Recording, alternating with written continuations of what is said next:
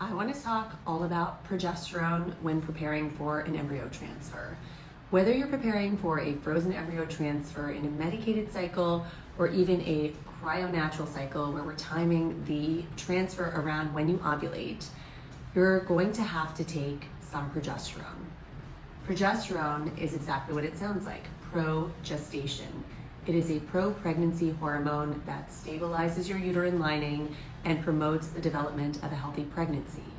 Normally, when you conceive outside of assisted reproductive technology, you're ovulating an egg from your ovary, and once you ovulate that egg, that site of ovulation is called a corpus luteum, and it starts churning out high levels of progesterone.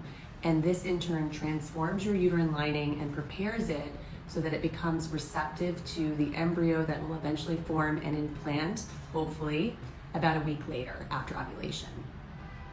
Once that embryo implants, it starts secreting a hormone called HCG. This is the pregnancy hormone. When you pee on a stick, this is what you're detecting.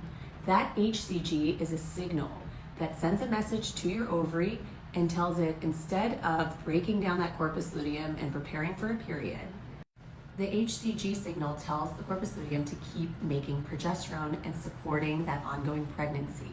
And this continues to support the pregnancy until about 7 to 10 weeks. This is called the luteoplacental shift.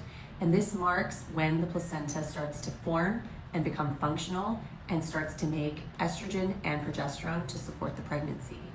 As this takeover happens, you have the breakdown of the corpus luteum. It goes away, and it's no longer there by the end of the first trimester. And now the placenta is working in full force and it's taken over. And this is why when we give you progesterone to support an early pregnancy conceived from an embryo transfer, that is a somewhat artificial process where we're mimicking as if you had ovulated. And even if you ovulated because you're doing a cryo-natural prep, it's still not that the embryo came from the egg from that site of ovulation. So we want to make sure that we're still providing a little bit of support.